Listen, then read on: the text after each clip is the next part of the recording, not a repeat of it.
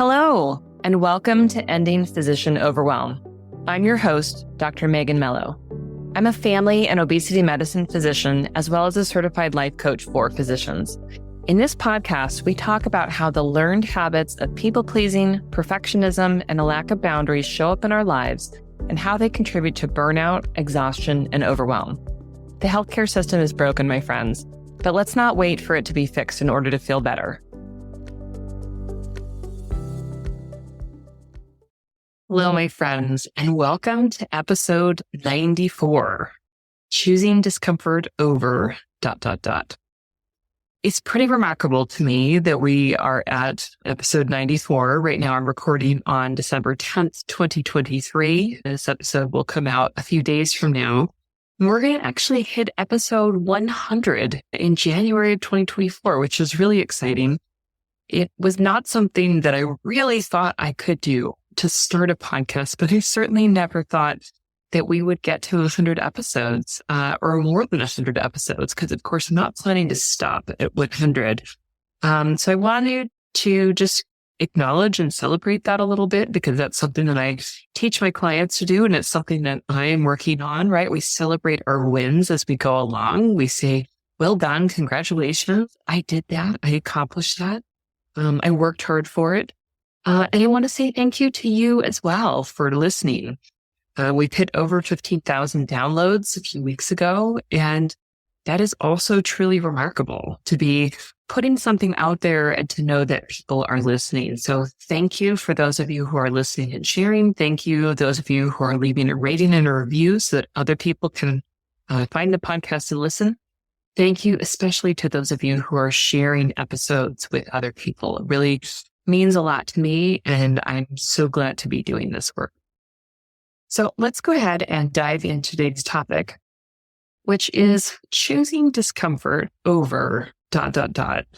And we have the ellipsis, the ... there, because when we are doing this work, when we are looking at our lives and exploring it through the lens of coaching, in whatever vein of coaching you're receiving, we are often embracing discomfort if we're going to move forward, right?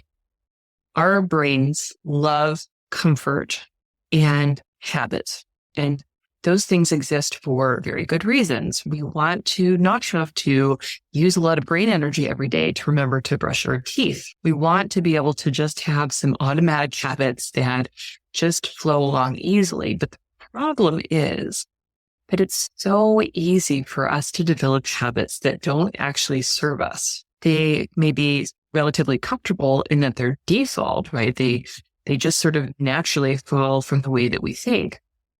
But changing habits, even if those habits are going to ultimately serve us much better, creates some discomfort. And so we're going to dive into a little bit of this topic more today, where we might choose discomfort over something else. The first place that we're going to look at this is choosing to have discomfort over fear.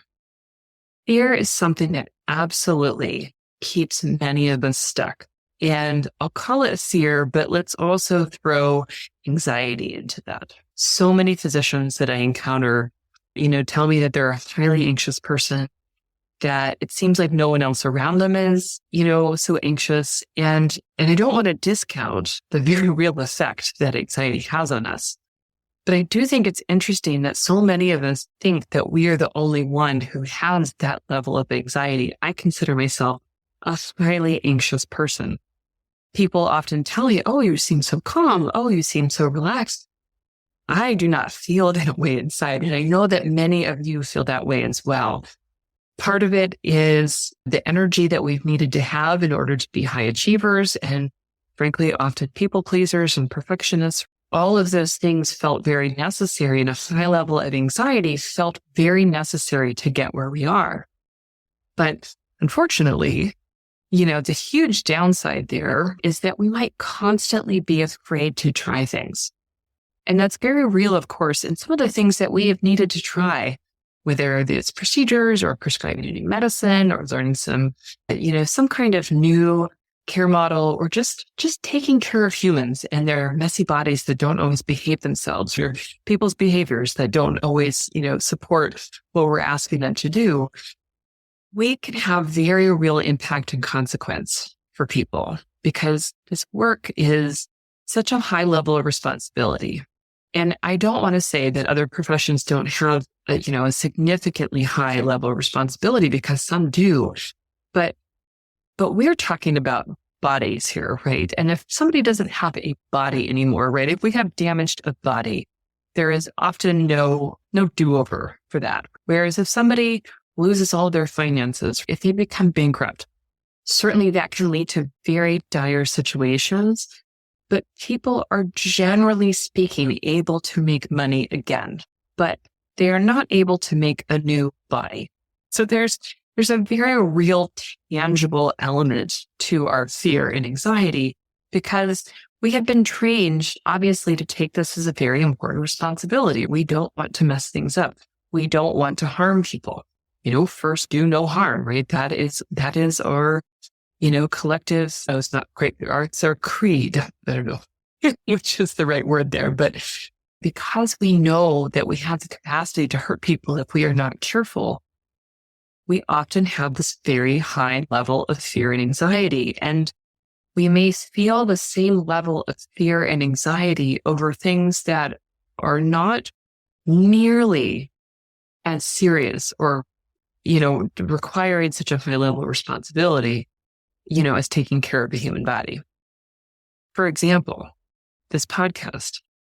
Starting this podcast was a huge exercise in discomfort for me. I don't really like being on camera. I don't like the sound of my voice. There are many things that I had to push past.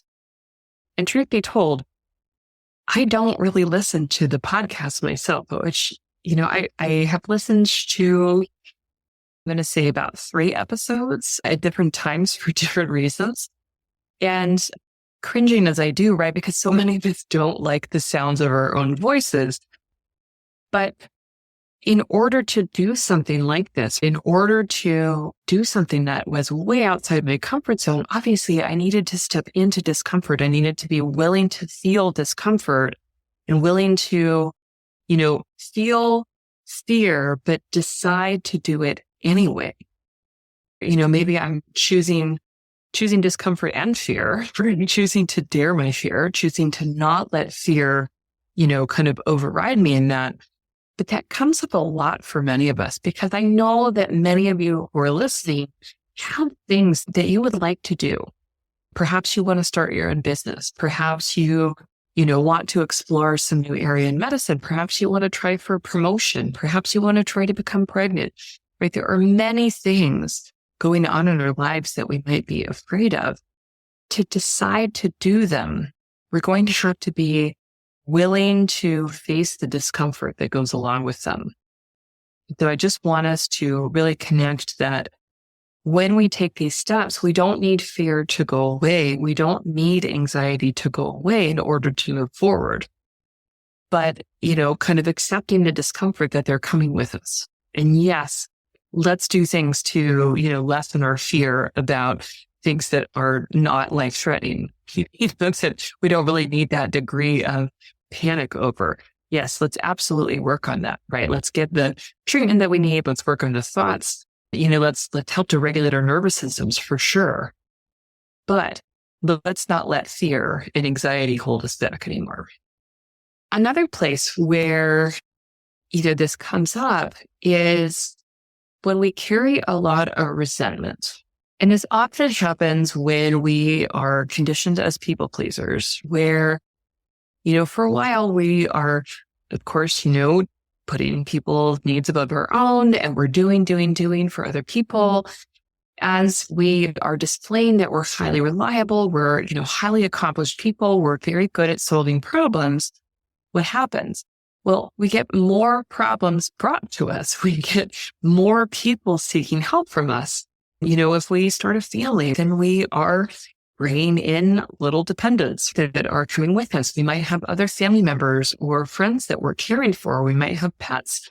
We may have staff that we're responsible for as their employer.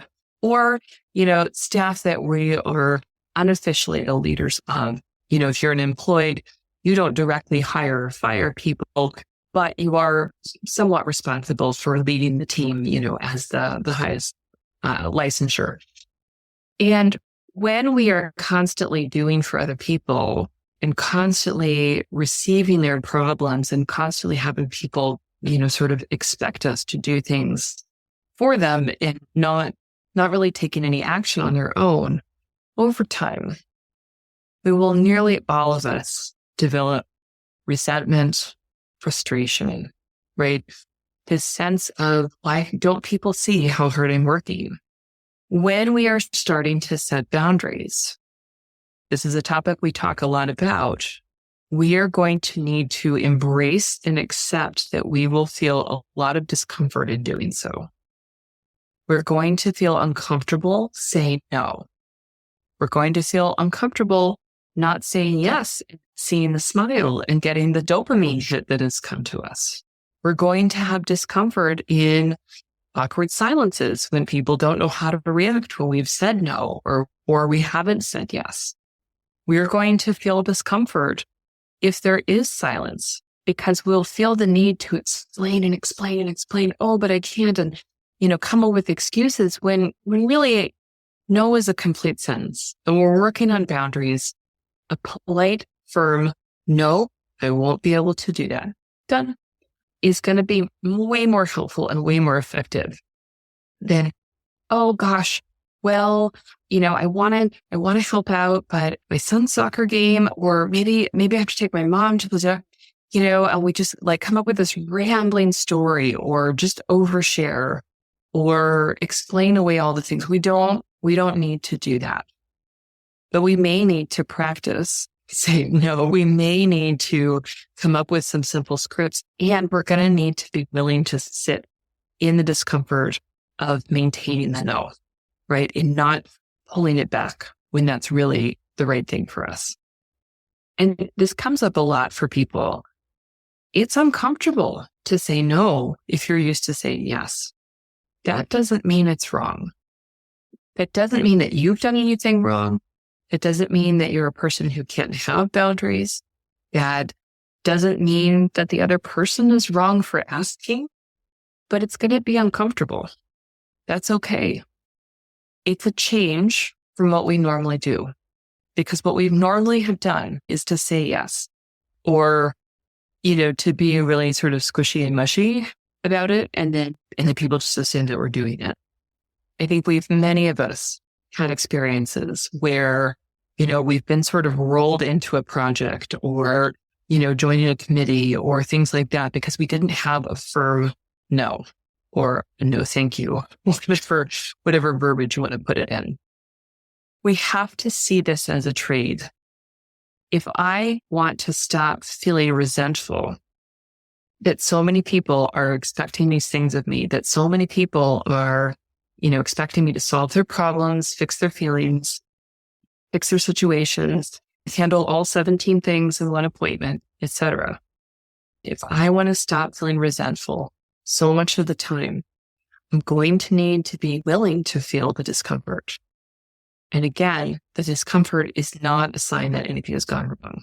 The discomfort is just normal human experience of changing my habit, people pleasing, gaining some experience with saying no.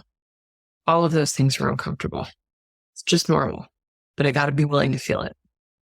I got to be willing to see that the discomfort is not a sign that there's a problem. Another place where we need to embrace discomfort is choosing discomfort over compromising our integrity. And this may or may not be an issue for you, but I think, again, many of us have had the experience where someone is asking us for something that we don't think is right. And again, those people-pleasing parts of us, we want to make others happy. We want to, go along. We want to have this be a conversation, but sometimes what they're asking for is just not okay, or it's not within our values. And it's uncomfortable to say no, But again, that doesn't mean it's wrong. This is a different side of the coin, right? It doesn't mean that we're wrong. I had a situation come up not too long ago. I live in Washington State. We've had medical marijuana for quite a number of years, right? And people can still go to a dispensary, and I don't know all the ins and outs, but if you have a medical marijuana card, then you go to a dispensary. And my patient told me, well, then I don't have to pay sales tax.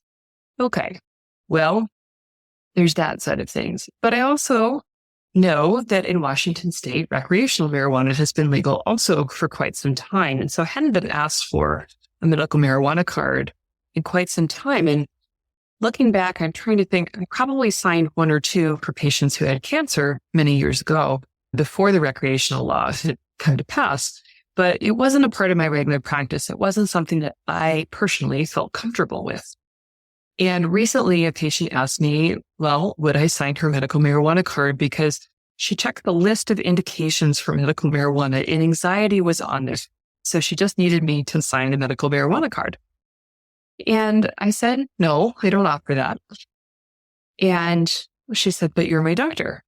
And I said, yes, that's true. And, I know that recreational marijuana is available. And I also know that there are many prescribers, out there for medical marijuana cards, right? It became sort of a cottage industry in our area when medical marijuana was legalized.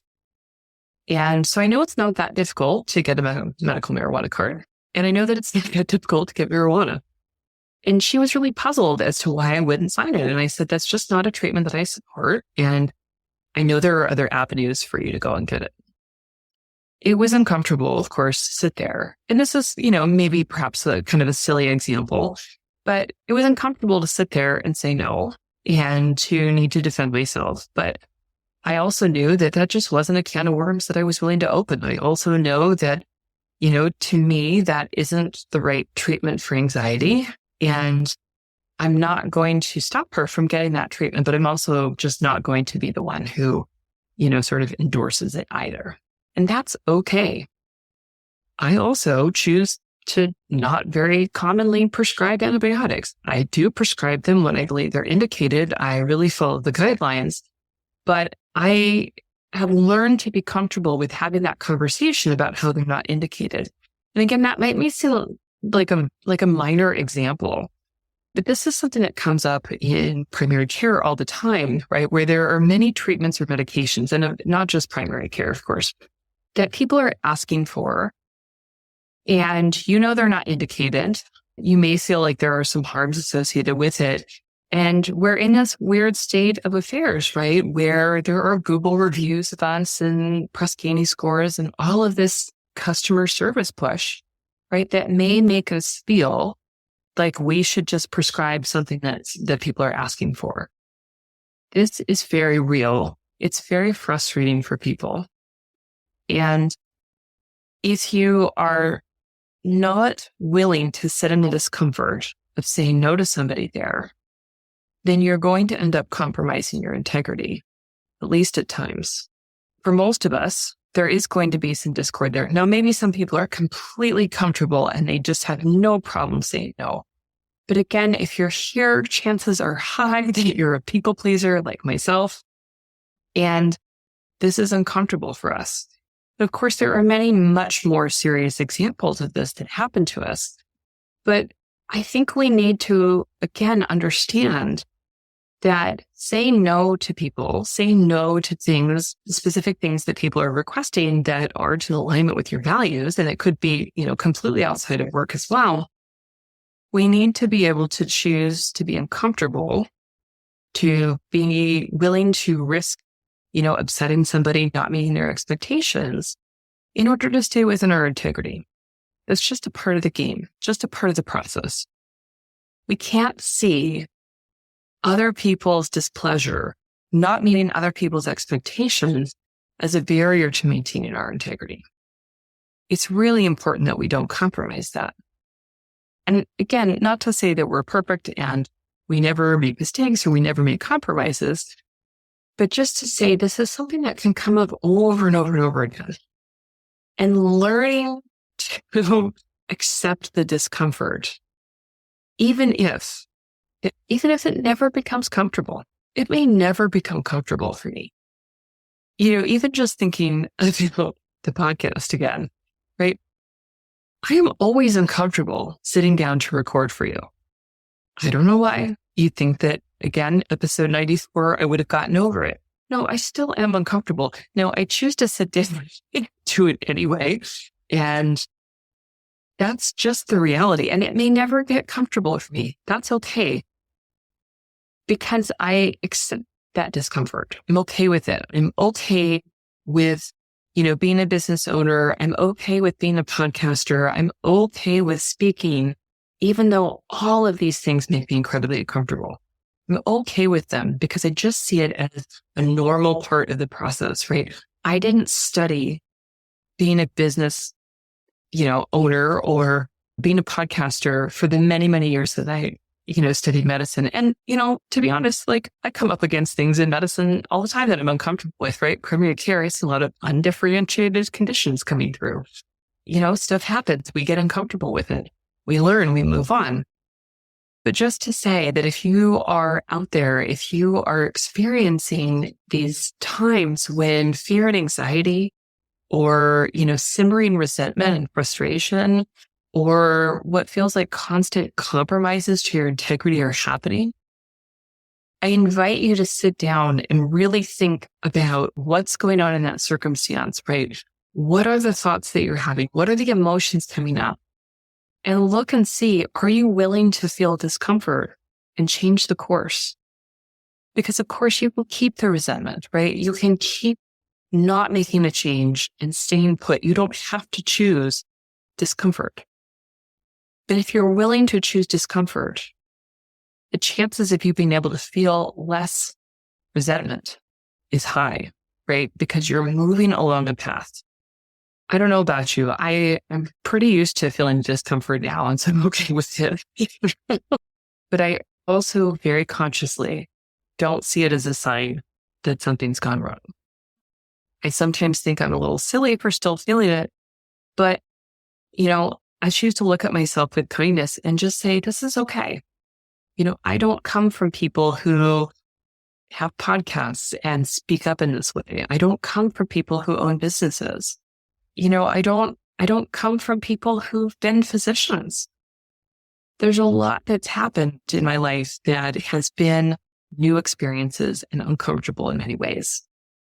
And that's probably true of you as well. Choose to flip the way that you see discomfort. Choose to allow it to be there, right? Choose to say, I'm not willing to feel this level of resentment all the time. I'm not willing to compromise my integrity. I'm not willing to let fear and anxiety keep holding me back from things that I want to do. The discomfort is not that bad. And we can move right through it. We can bring it along for the ride. I love this analogy that, discomfort, fear, anxiety, they can come along with me, but they're not driving the car, right? They're in the back seat. They're not navigating. They're not driving. They're not even picking the music that's playing. They're just along for the ride. I don't need them to go away in order to move forward, and neither do you. Let's just accept that they're there. They're with us. They're a part of us. Sure, we can work on, helping to diminish their volume, right? To acknowledge them. Thank you, fear. You think I'm going to fall flat on my face. You think I'm going to end up bankrupt and homeless. I hear you, but I'm choosing to do this anyway. I'll take care of it. I've got my own back. Yep, it's uncomfortable to take these steps, but I'm going to do that anyway. Thank you, fear. Shut up. That's maybe how I would talk to my fear. But my friends, that's what I have for you today. Thank you, as always, for listening. And I can't wait to bring you episode 95 and making the march on to 100. I haven't figured out what episode 100 is going to be yet. But if you have any particular ideas, I'd love to hear them. You can send me a message at Megan, MEGAN, at healthierforgood.com. And I'd love to hear from you. Have a great rest of your day. And until next week, take care.